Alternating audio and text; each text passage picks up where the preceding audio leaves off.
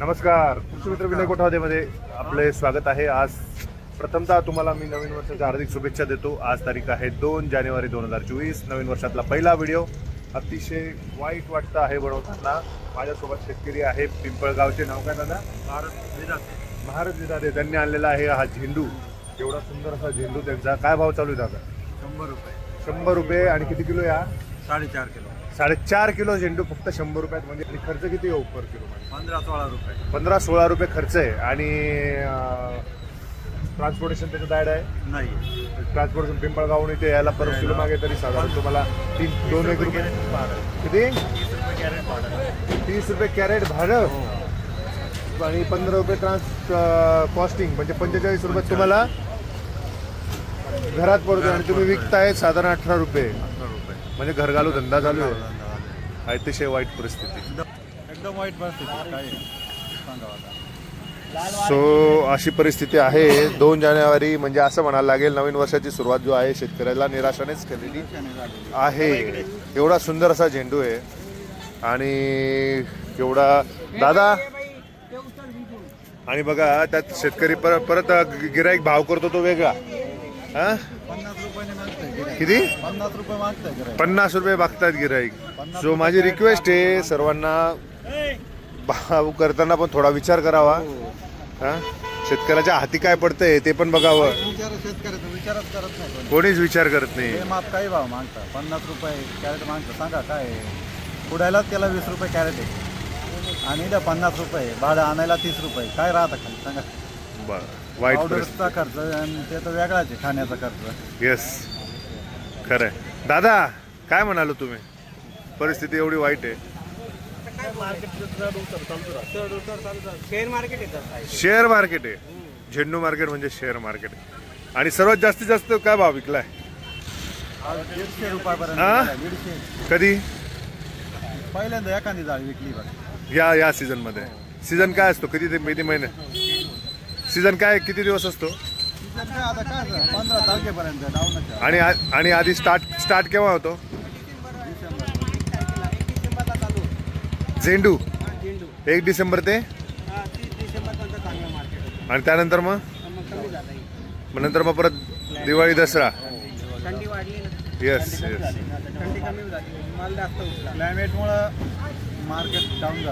क्लायमेटमुळे market down झालेलं आहे। जे थोडासा मध्ये पाऊस आला, नुकसान पण फार असेल। 40% नुकसान झालं।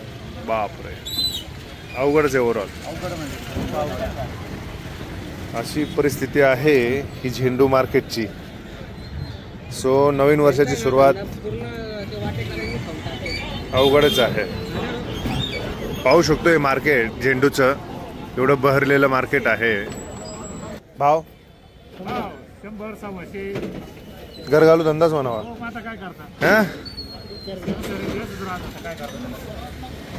कुठले आहे तुम्ही? किती वाजता आले? 4 वाजता आलो।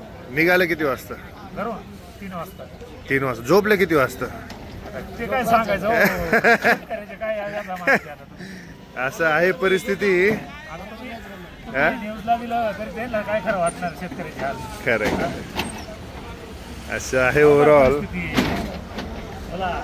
आणि असं नाही की दिवसभर आरामच केलाय, कष्टच करायचे। माल कुठे माल चाळ्या भरल्या, पाठ घेऊन आलो,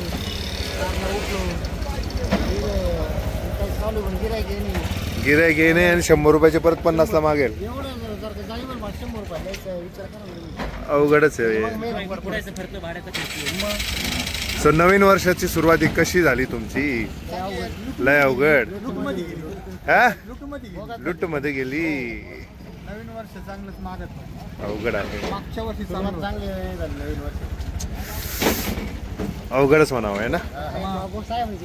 या व्हिडिओच्या माध्यमातून मी सरकारला अपील करू इच्छितो, जो हमीभाव आपण म्हणतो किंवा शेतकऱ्यांसाठी काहीतरी करायला पाहिजे असं नेहमीच म्हणतात। खरंच करण्याची गरज आलेली आहे। मग आता गरज आहे पण होत नाही ना। होत नाही। फक्त ते बाकीचं काय फक्त म्हणता। नेते म्हणते पण करते नाही।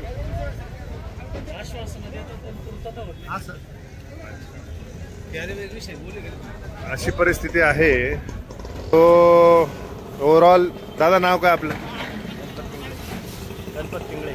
तुमचं संतोष गुरु. काय सांगाल तुम्ही? काय कसं परिस्थिती सुधारायला काय केलं पाहिजे? त्याच्यावरती काय इलाज करणार? गव्हर्नमेंट काही फक्त आश्वासन उपाययोजना त्याच्यावर काहीच नाही. मतदान केलं का? त्यांना आता ते काय आता आपलं हक्क आहे तो आपला. हक्क आहे, करायचं. कर्तव्य आहे. कर्तव्य आहे. असं आहे. एवढं सुंदर फुल आहे परंतु भाव नाही.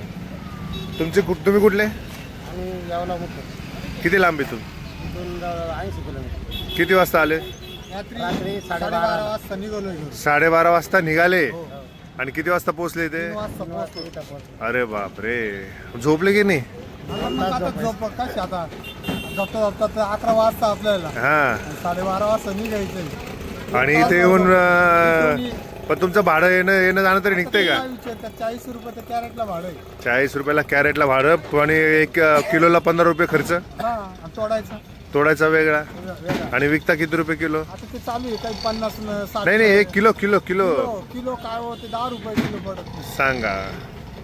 अशी परिस्थिती आहे. झेंडू मार्केट 2 जानेवारी 2025 वर्षाच्या शेतकऱ्याला अतिशय सुखदायक नाही म्हणता येणार, सो दुःखदायक म्हणता येईल. परंतु ते दुःखदायकाची सुखदायक कशी करता येईल याच्यावर आपण काम केलं पाहिजे असं माझं स्पष्ट मत आहे. आपल्या चॅनलच्या माध्यमातून मी जो कोणी हा व्हिडिओ बघत असेल त्याला मी विनंती करतो की काहीतरी करायला पाहिजे. शेतकऱ्यांसाठी आपण उभं राहायला पाहिजे. आपल्या चॅनलचा उद्देशच तो आहे, शेतकऱ्यांचं भलं हो. शेतकऱ्यांच्या कष्टाच्या दाम मिळाला पाहिजे. हे काही त्यांचं करप्शनचा पैसा नाही आहे, कष्टाचाच पैसा आणि घामाचाच पैसा आहे. त्याचाच तो दाम मागताय. त्याचा दाम, त्याचा हक्क त्याला मिळाला पाहिजे. जसं प्रत्येकजण हक्काने मतदान करतो तसं शेतकऱ्याच्या वाट्याचं, शेतकऱ्याच्या कष्टाचं, शेतकऱ्याच्या हक्काचं दाम त्याला मिळाला पाहिजे. हाच माझं स्पष्ट मत आहे. त्याच्यासाठी मला जर वाईटपणा घ्यायला लागला तर मी घ्यायला तयार आहे. आणि माझ्या व्हिडिओच्या माध्यमातून आणि आपल्या यूट्यूबच्या चॅनलच्या माध्यमातून शेतकऱ्याचं जास्तीत जास्त कसं चांगलं भलं होईल त्याच्यासाठी आपलं चॅनल जे सदैव तत्पर राहील ही मी तुम्हाला ग्वाही देतो. आणि इथेच थांबतो.